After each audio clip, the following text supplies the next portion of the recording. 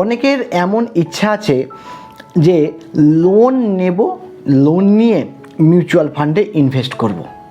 Mutual ফান্ডের যেহেতু compounding interest, mutual ফান্ডের যেহেতু ইন্টারেস্টটা বেশি, সেহেতু আমার লাভই হবে। অনেকেই এরকম ভাবেন। তো এই ভিডিওটা দেখুন, আপনাদেরকে হিসাব দেওয়া, কিছু আলোচনা করা, কিছু কথা বলবো, যাতে করে আপনারা বুঝতে পারবেন, এবং হিসাবও দেখাবো অবশ্যই, আপনারা বুঝতে পারবেন যে কী করলে ভালো হয় আর কি না করলে নয়।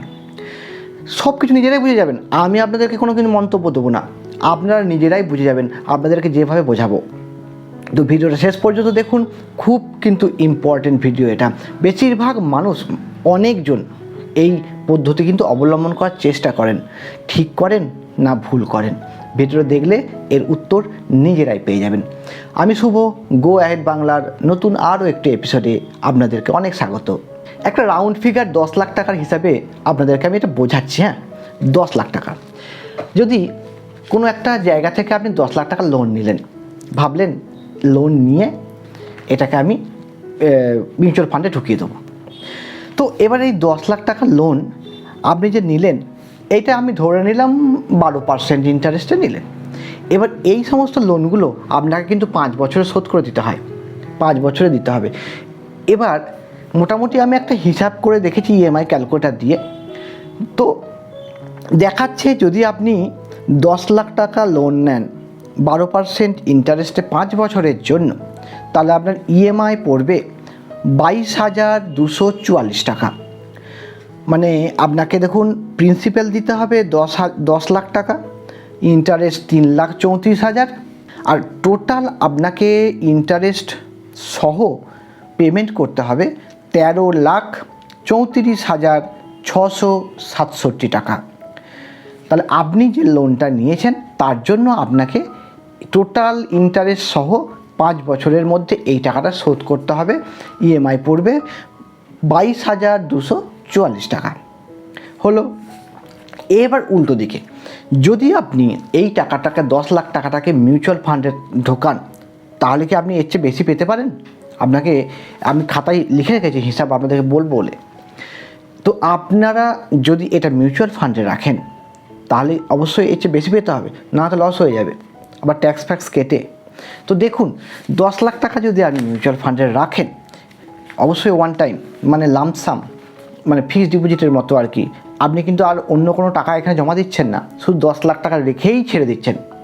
তো এবার দেখুন, এই 10 লাখ টাকা যদি আপনি রাখেন, তাহলে 12% আমি ইন্টারেস্ট হচ্ছি। এবারে এই 12% ইন্টারেস্টটা কিন্তু আমি 5 বছরের জন্য ধরলাম, বুঝলেন?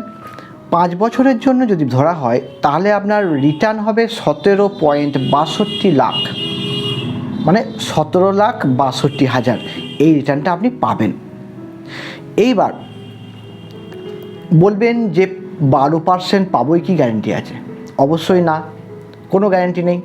এটা মিউচুয়াল ফান্ড হচ্ছে সাবজেক্ট টু মার্কেট রিস্ক। মার্কেটের চড়াই উতরাই, কখনো বিয়ার মার্কেট, কখনো বুল মার্কেট, এর মধ্যে দিয়ে যায়।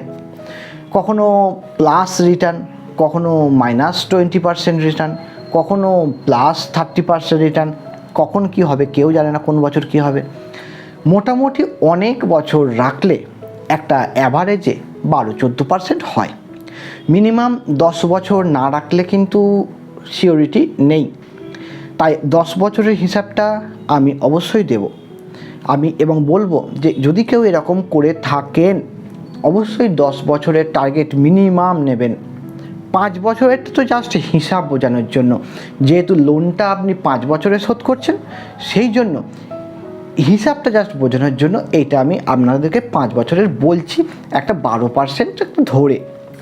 তো যদি এটা হয়ে থাকে, আপনার 10 বছরে হয়ে যাবে 17,62,000 বললাম। এই টাকাটার মধ্যে থেকে 1,25,000 টাকা বাদ দিন, ওই টাকাটা আপনার ছাড়, ট্যাক্স ছাড়।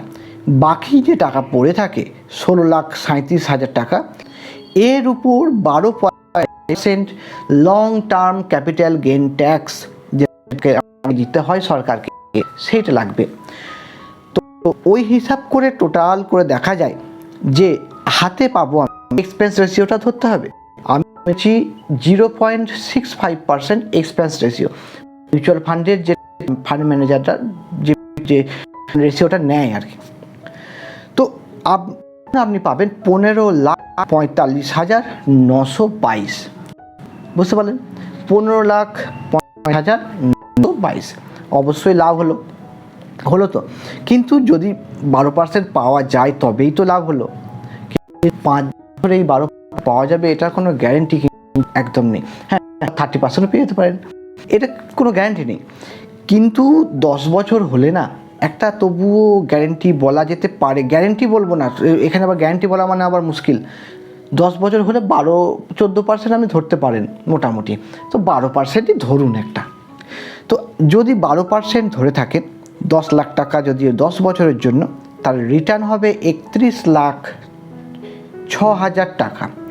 এবার ওই রকম একইভাবে 1,25,000 ট্যাক্স ছাড়, বাকি টাকার 12.5% long term capital gain tax, expense ratio 0.65% ধরে আপনার টাকা হয়ে দাঁড়াবে 27,13,159 টাকা। তাহলে সমস্ত ট্যাক্স ফ্যাক্স কেটে ছেড়ে ছুড়ে দিয়ে আপনার এই টাকাটা 27 লাখ হবে। অ্যাকচুয়ালি হিসাব করে দেখা যাচ্ছে যে লোন নিয়ে যদি আপনি মিউচুয়াল ফান্ডে রাখেন তাহলে কিন্তু হিসাব যা বলছে লাভই আছে, কিন্তু লং টার্মে করতে হবে। কমে করলে কিন্তু হবে না, কমে করলে রিস্ক হয়ে যাবে। মার্কেট যদি যে সময় 5 বছর কমপ্লিট হচ্ছে সেই সময় যদি মার্কেট ধরাস করে নিচে পড়ে যায় তখন মানে অনেকটা ডাউন হয়ে যাবে। এবার সেরকম সময়ে কেউ যদি বুদ্ধিমান মানুষ হয় সেই সময় ওইখানে আরও কিছু যদি টাকা জমিয়ে রাখে বা এসআইপি তখন স্টার্ট করে দেয় ওই ফান্ডটাতে, তখন তো সে গেন হয়ে বেরিয়ে যাবে। এইগুলো তো বুদ্ধির ব্যাপার, গেন হয়ে বেরিয়ে যাবেই। হাউতাস করে তো লাভ নেই, ঠিক বাড়বে, তার জন্য একটু টাইম দিতে হবে। তো যাই হোক, মোটামুটি দেখা গেল কি বোঝার আপনারা বুঝে নিলেন যে আপনাদেরকে টোটাল লোন নেওয়ার জিনিসটা বললাম আর মিউচুয়াল ফান্ডের ইনকামের ব্যাপারটাও আপনাদেরকে বললাম।